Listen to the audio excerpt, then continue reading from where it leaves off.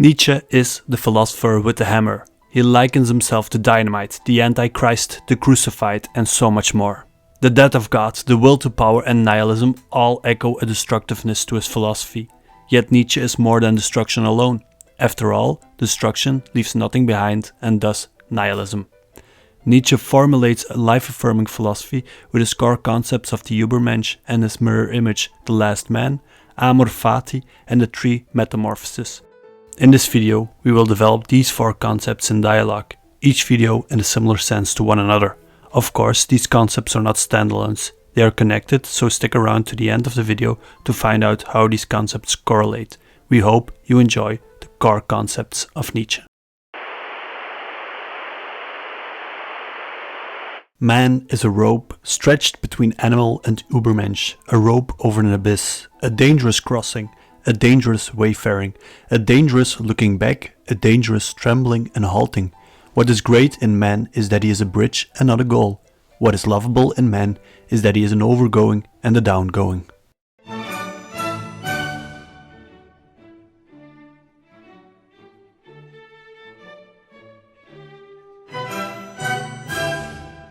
Man is a rope?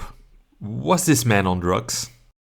Hold your horses. Nietzsche often uses metaphors in his language to make his readers think and develop their reasoning. He holds that facing difficulties and resistance strengthens a person. In its core, Nietzsche's philosophy is one man's relationship towards the difficulties and suffering he faces. The Übermensch in that sense is at the core of his philosophy. Nietzsche's idea of the Übermensch is one of the most discussed subjects in history. So were Nietzsche's ideas revolutionary for his time? The short answer would be yes, but at the same time, as is the case with all ideas, there were other authors who had similar ideas that flowed from the spirit of the times. The right circumstances had to be present. Or as Nietzsche would have it, I love all those who are like heavy raindrops falling individually from the dark cloud that hang over men. They herald the coming of the lightning and perish as heralds. In 19th century Romanticism, there was a great focus on the wild spirit. The person who defied societal norms to follow their own individualized path and nature. One example of that is the Byronic hero of the author Lord Byron.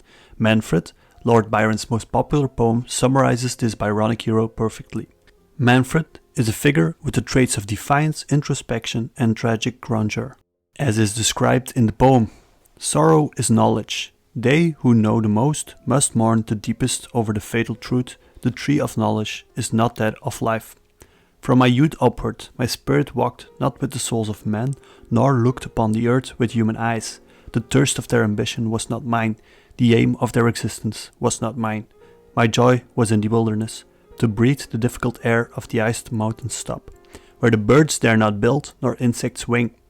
These were my pastimes, and to be alone, for if the beings of whom I was one, hating to be so, crossed me in my path, I felt myself degraded back to them, and was all clay again. And then I dived in my lone wanderings to the case of death, searching its cause and its effect, and drew from withered bones and skulls, and heaped up dust conclusions, most forbidden. In his early works, Nietzsche himself spoke of the free spirit as an ideal, someone who has fought to free himself of the constraints of tradition to shape values himself. As modern thought evolved, the focus on the human expression of one's own nature became more central. Humanism, enlightenment and its idea of sapere aude, romanticism and the inner nature of man, expressionism and the focus on the inner emotional processes, until finally we arrive at the psychoanalysis of Freud and the unconscious. All of these schools of thought show a focus on the human development and thus hold the roots of the idea of the Übermensch within them. In loads of literature of these times, the genius starts to play a central role. But then what did Nietzsche mean by his Übermensch exactly? Nietzsche introduces his idea of the Übermensch in his work Thus Spoke Zarathustra. If you are interested in a full in-depth video on Thus Spoke Zarathustra, check out our video we made a few months ago. The first mention of the idea of the Übermensch goes as follows. I teach you the Übermensch. Man is something that shall be overcome. What have you done to overcome him? All beings so far have created something beyond themselves. And do you want to be the ebb of this great flood and even go back to the beasts rather than overcome man? What is ape to man? A laughingstock or a painful embarrassment? And man shall be just that for the Übermensch, a laughingstock or a painful embarrassment. Behold, I teach you the Übermensch. The Übermensch is the meaning of the earth. let your will say the Übermensch shall be the meaning of the earth. I beseech you, my brothers, remain faithful to the earth, and do not believe those who speak to you of otherworldly hopes. What did Nietzsche mean by remaining faithful to the earth? Nietzsche interprets nature in a unique way. Nature is chaos and conflict, indifferent to our suffering, or to use his term, nature is will to power. Man should remain faithful to the idea that nature is chaos and conflict. Man should overcome himself to find meaning in this indifferent reality. As we mentioned before, Nietzsche's core philosophy is that we should face difficulties and resistance head-on to strengthen ourselves. Think to yourselves if you have ever had a moment of hardship that you have overcome, how it sheds a new light on life, but also how it helps you forward in life. In this idea lies a sharp critique of Christianity. Christianity, to Nietzsche, offers people suffering, hardship, a way out, a salvation in heaven. To Nietzsche, that is the denial of what life is, the will to power. The will to stand up to confront one's hardship and strengthen himself. Yet the Übermensch is not a fixed person that confronts his suffering and hardship. The Übermensch is a horizon to humans. Man is a rope, the Übermensch is a horizon. What are you yapping about? The Übermensch shall be the meaning of the earth. I entreat you, my brethren, remain true to the earth, and do not believe those who speak to you of supraterrestrial hopes. Behold, I teach you the Übermensch. He is this lightning. He is this madness. Behold, I am the prophet of the lightning, a heavy drop from the cloud, but this lightning is called the Übermensch. The Übermensch is an ideal and thus a horizon, an ideal form of life, yet never achievable, because the ideal itself is for people to strive, to overcome and to strengthen themselves. We arrive at what the core of an ideal is. An ideal is something people are willing to put themselves at stake for. Nietzsche fears that this striving towards is leaving the minds of people. Thus he formulates a sort of meta-ideal that speaks of a striving person that creates values anew. Zarathustra is the prophet that has come to teach people about this meta-ideal, for people to strive toward greatness and overcome themselves. In some sense, Nietzsche can be seen as a social Darwinist, although a very important distinction should be made. While Darwin focuses on the will to life, Nietzsche focuses on the will to power. As Nietzsche views it, people would rather die than see their power seized from their hands. That makes sense. Can you say something more about the relationship between the Übermensch and Nazism? Nazi doctrine was convinced that the Aryan race, people with blue eyes and blonde hair, were superior to others. They appropriated specific texts of Nietzsche to justify their ideas on race superiority. The ideal of the Übermensch got translated into the ideal of the Aryan race. They used this term to mirror the lowly way they thought of Jews and Roma people.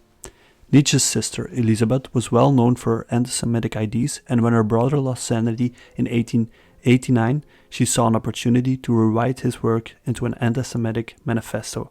There is thus a great difference between the Übermensch of the Nazis and the Übermensch of Nietzsche. I think I understand now. Could you summarize what you have said? The idea of individual expression is at the core of 19th century thought. We gave the example of Byron's Manfred, but the same could be said of a figure like Raskolnikov in Crime and Punishment or Goethe's Faust. Nietzsche's Übermensch, in my interpretation, goes one step beyond these by formulating a goal or horizon rather than describing a person with certain traits. One can only understand this by taking Nietzsche's view of the world as will to power. The will to power postulates that life is suffering, chaos and conflict. Through this conflict, change and strengthening occurs. The Übermensch is a horizon where people internalize this conflict and try to overcome themselves. Nietzsche postulates a similar kind of critique on society, and in particular Christianity, as is heard by other Romantic authors. Nietzsche's ideas were misused and misinterpreted during the Second World War in Nazi Germany. Well, hello there. Want to support us? Just buy us a coffee. That's all we need to make the next video. Thanks.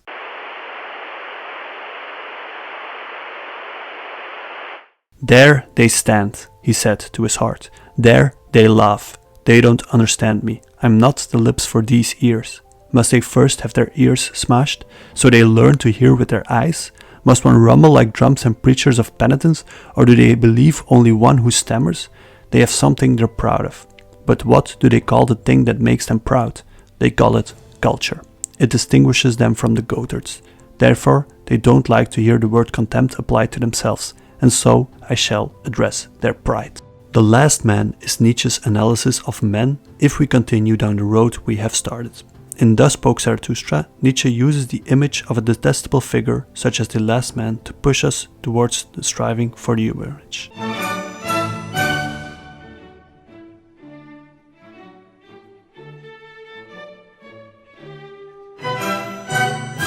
What is this Übermensch? In short, the Übermensch is a person that creates his own values, lives by his own rules, who affirms to conflict and resistance to strengthen himself. Striving and going forward is at the very core of this person's core. For a full explanation on the Übermensch, watch our video on the Übermensch or the video on the core concepts of Nietzsche. Okay, cool. So the last man is a detestable person. And so I shall speak to them of that which is most contemptible, and that is the last man. And Zarathustra addressed the populace thus: It's high time for man to set a goal for himself. It's high time for man to plant the seed of his loftiest hope. His soul is still rich enough for it, but someday this soul will become poor and tame, and no tall tree will be able to grow from it anymore. Ooh, the time is coming when the man will no longer shoot the arrow of his longing out over men, and the string of his bow has forgotten how to whir. I say to you, one must still have chaos within oneself if one is to be able to give birth to a dancing star. I say to you, you still have chaos within yourself. Ooh, the time is coming when man will no longer be able to give birth to a star. Ooh, the time of the most contemptible man is coming, one who can no longer despise himself. See, I show you the last man. What is love? What is creation? What is longing? What is star? The last man asks and blinks. The earth has become small then, and on it hops the last man, who makes everything small. His race is as hard to exterminate as the flea beetle. The last man has the greatest longevity. We have invented happiness, the last man says, and he blinks. Nietzsche's last man is the exact opposite of the Übermensch, someone who makes everything small, who is content with whatever and doesn't strive for anything. As is noted with We have invented happiness, the feeling of contentment with the status quo is raised to an ideal. No longer being capable of despising things within oneself, to better oneself and to strengthen oneself. The last man is the man of content, a finished product that doesn't have the new horizon to strive towards. The last man isn't curious for anything. It is someone who enjoys the everyday mundane without ever striving for anything. So how did people react to Zarathustra's last man?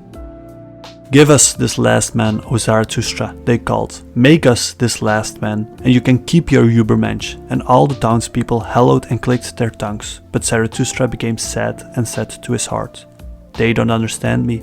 I'm not the lips for these ears. I have probably lived in the mountains too long. I have listened too much to brooks and trees. Now I speak to them as to goatherds.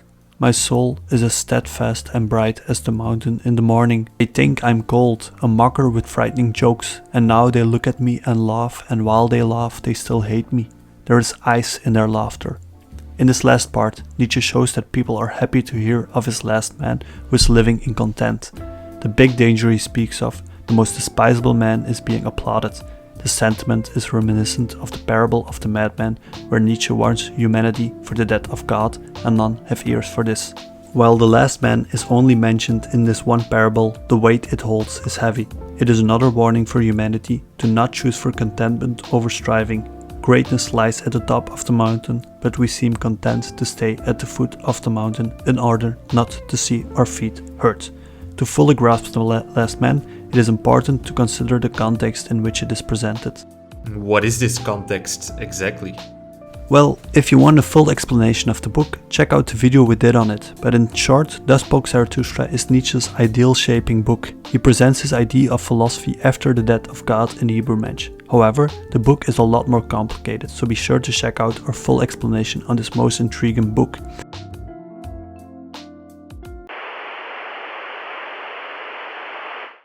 Of the three metamorphoses of the spirit, I tell you, how the spirit becomes a camel, and the camel a lion, and the lion, finally, a child. If there was ever a philosopher in history to be given a prize for his use of metaphors, it would be none other than Friedrich Nietzsche to take it home. Nietzsche's Three Metamorphoses is one of the most read texts in history. Because of its metaphorical nature, often people misread or misinterpret the meaning behind these metaphors. We will follow the structure of the text to fully explain the meaning behind one of philosophy's most interesting parables.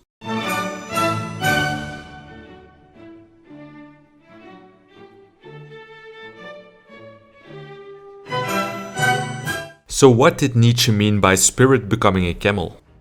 Before we dive into the text, it is important to understand the reference of the spirit. It was Hegel who wrote on the spirit as a historical development in the history of philosophy. He argued that one can see progress with a specific goal within philosophy. In this text, Nietzsche thus analyzes the history of philosophy from his own viewpoint. The camel is a carrier animal. It can take upon itself loads of weight. In this sense, the weight of tradition, Christianity, it takes upon oneself. The values of our tradition is a heavy weight the camel must carry. These are the values of Christianity that, according to Nietzsche, oppose life. This is how Nietzsche formulated it. There is much that is difficult for the spirit, the strong, reverent spirit that would bear much, but the difficult and the most difficult are what its strengths demand. What is difficult? Asks the spirit that would bear much and kneels down like a camel, wanting to be well loaded. What is most difficult, O heroes, asks the spirit that would bear much, that I may take it upon myself and exult in my strength. Is it not humbling oneself to wound one's hauntingness, letting one's folly shine to mock one's wisdom? Or is it this, stepping into filthy waters when they are the waters of truth and not repulsing cold frogs and hot toads? Or is it this, loving those that despise us and offering a hand to the ghosts that would frighten us? All these most difficult things the spirit that would bear much takes upon itself, like the camel that, burdened, speeds into the desert. Thus the spirit speeds into its desert. The speeding into the desert is a double entendre on the camel being a desert animal and Jesus Christ spending time in the desert. The camel carries the values of tradition and Christianity as a heavy weight. The first steps into the history of philosophy with Platonism and Christianity are obvious here. What did Nietzsche mean by the camel becoming a lion? In the loneliest desert, however, the second metamorphosis occurs. Here, the spirit becomes a lion who would conquer his freedom and be master in his own desert. Here, he seeks out his last master. He wants to fight him and his last god for ultimate victory. He wants to fight with the greatest dragon. Yet Nietzsche goes one step beyond tradition. The lion is the king of the jungle, the one that dictates the game of life and death in this jungle. While tradition creates sheep that follow, Nietzsche now indicates a need for a breaking with tradition, and in history just this happens, as philosophy broke with this tradition and chose to fight itself free. Freedom of the spirit. The human capacities of critical thinking grow as a more central pillar of philosophy. In humanism, enlightenment and romanticism, we see this focus on fighting oneself free from tradition and religion. Nietzsche continues, who is the great dragon whom the spirit will no longer call Lord and God. Thou shalt is the name of the great dragon, but the spirit of the lion says, I will. Thou shalt lies in his way, sparkling like gold, an animal covered with scales, and on every scale shines a golden thou shalt. Values thousands of years old shine on these scales, and thus speaks the mightiest of all dragons. All value has long been created, and I am all created value. Verily, there shall be no more I will. Thus speaks the dragon. The camel was the carrier of the values of tradition with their thou shalt. Or to put it in another way, this is how you must live according to tradition. The great dragon with sparkling gold scales refers to the tradition and its shiny golden values. This tradition does not want to hear of any free will or I will. It is against this tradition that Nietzsche sees the lion as a fighting animal that wants to break free from this. What did Nietzsche mean by the lion needing to become a child? My brothers, why is there a need in the spirit for the lion? Why is not the beast of burden which renounces and is revenant enough? To create new values, that even the lion cannot do, but the creation of freedom for oneself and a sacred no even to duty, for that, my brothers, the lion is needed. To assume the right of new values, that is the most terrifying assumption for a reverent spirit that would bear much. Verily, to him is praying and a matter for a beast of prey. He once loved thou shalt as most sacred. Now he must find illusion and caprice even in the most sacred. That freedom from his love may become his prey. The lion is needed for such prey. Okay, that is clear. The lion is needed to free himself from the thou shalt. But why is the child needed? But say, my brothers, what can the child do that even the lion could not do? Why must the praying lion still become a child? The child is innocence and forgetting, a new beginning, a game, a self-propelled wheel, a first movement, a sacred yes. For the game of creations, my brother, a sacred yes is needed. The spirit now wills his own will, and he who had been lost to the world now conquers the world. The child is the last step, the creating of one's own values. Children hold no grudge, no resent, but create games with new rules. If children are left to their own device, they start creating new games with new rules. This is Nietzsche's keen insight. The creation of values and rules, like in a game, is what is necessary. This creating of new values is what Nietzsche looks at as will to power. Nietzsche looks at the history of philosophy as a development of tradition towards creation of one's own values. Parallel to this analysis is that in these three metamorphoses one can see a guide for life as well. One should take traditions upon oneself, fight himself free from them at some point and create his own way in life. This movement is what we see in 19th century philosophy. So these three metamorphoses are the 3 steps a human is supposed to take, but also an analysis of the history of philosophy?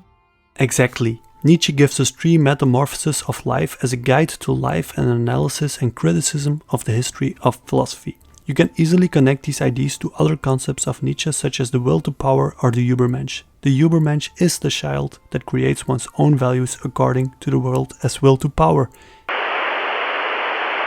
For the new year.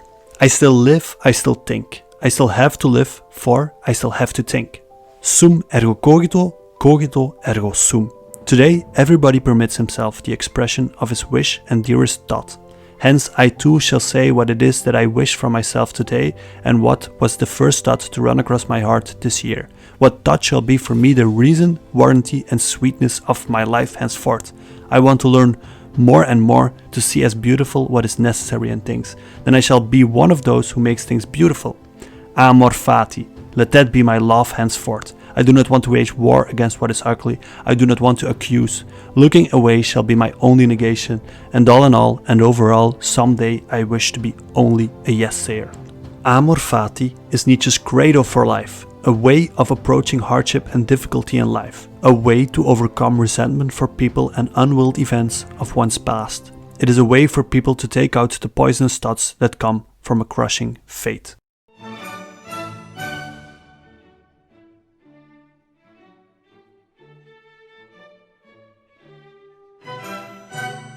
Where does this idea of amor fati stem from? It is said that the idea originates from the ancient Stoics, although they did put a different emphasis on the meaning and never literally mention amor fati. In Stoicism, the deal is that you focus on what is in your control and accept with a sort of indifference what is not. As Seneca put it, winter brings the cold and we must shiver. Summer brings back the heat and we have to swelter. Bad weather tries to health and we have to be ill. Somewhere or other, we are going to have encounters with wild beasts and with people too. More dangerous than all these beasts. Floods will rob us of one thing, fire of another. These are the conditions of our existence which we cannot change. What we can do is adopt a noble spirit, such a spirit as befits a good person, so that we may bear up bravely under all that fortune sends us and bring our wills into tune with nature's. Reversals, after all, are the means by which nature regulates this visible realm of hers. Clear skies follow cloudy. After the calm comes the storm. The winds take turns to blow. Day succeeds night. While part of the heavens is in ascendant, another is sinking. It is by means of opposites that eternity endures. For the Stoics, fate refers to the logos that governs life. While it is an interesting topic, I suggest for people to check out our videos on Stoicism for greater detail. Then how did Nietzsche comprehend amor fati? Well, firstly, Nietzsche refers to fate as something to be loved and embraced. As he put it in one of his last books, Ecce Homo, my formula for greatness in a human being is amor fati, that one wants nothing to be different, not forward, not backward, not in all eternity, not merely bear what is necessary, still less conceal it. All idealism is mendacity in the face of what is necessary, but love it. To on the one hand accept all pain and trauma in one's life, but not only accept it, but also love it. And secondly, amor fati is only one side of the coin. You cannot comprehend amor fati fully without Nietzsche's thought experiment of the eternal return. Nietzsche poses us with the question of life identically returning into eternity in the gay science. What if? some day or night, a demon were to steal after you into your loneliest loneliness and say to you, "This life, as you now live it and have lived it, you will have to live once more and innumerable times more, and there will be nothing new in it, but every pain and every joy and every thought and sigh and everything, another will be small or great in your life, will have to return to you, all in the same succession and sequence, even this spider and this moonlight between the trees, and even this moment and I myself. The eternal hourglass of existence is turned upside down again and again, and you with it, speck of dust. Would you not throw yourself down and gnash your teeth and curse the demon who spoke thus? Or how well disposed would you have to become to yourself and to life to crave nothing more fervently than this ultimate, eternal confirmation and seal? Is there trauma in our past that we cannot accept? Well, we will have to relive it into eternity, so one should learn to love it either way. Nietzsche thought of this thought experiment high in the mountains, near Lake Silvapana in Switzerland. He called this thought experiment the greatest weight, as it forces humanity to overcome its resentment towards past trauma and even life itself. This remains a little vague. Could you give me a concrete example? Concrete example? This is philosophy, for God's sake. I'll give you a metaphor to help your puddly brain. Imagine a piece of land. On this land there grew a few trees, some grass, flowers and bushes. Through all this lavish wilderness there flows a measly stream of water. It is barely visible through all the green. Then a gardener arrives and has two choices. Either he throws his hands in the air and yells, "What an ugly piece of land," or the gardener tries to reshape the wilderness in such a sense that the measly stream becomes an integral part of the beautiful wilderness. He accepts and learns to love the fact that in his garden there runs a measly stream of water and reshapes the garden in order to fit the measly stream. The gardener is a great metaphor to understand what we mean by amor fati. Do not experience resentment for unwilled things, yet despite has some very interesting etymological roots, yet despite this ugliness show power of will and find beauty in your measly stream, just as the gardener does in his. What do you mean by the roots of the word despite? Well, for the word despite, as well as the French word malgré, the German trotz or the Dutch ondanks, this word is connected in its etymological roots to the will. Wherever and whenever this word is used, it refers to having the willpower to overcome a certain situation. It refers to having the willpower to accept one's flaws and unwilled past. Nietzsche is the philosopher of willpower, and one should not underestimate the vigor with which he wrote about this.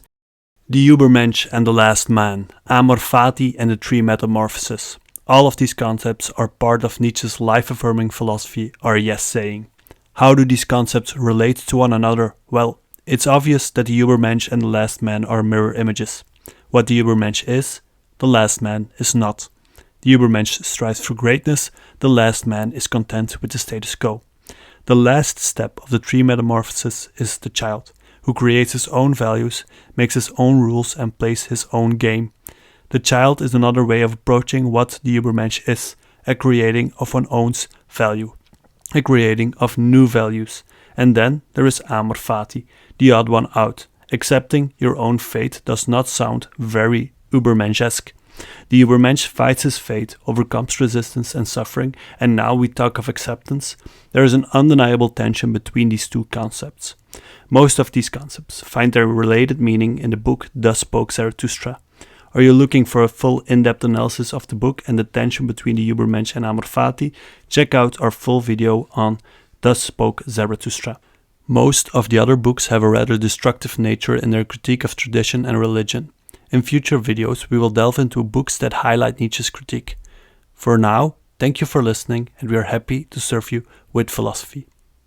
Also, subscribe please. Bye.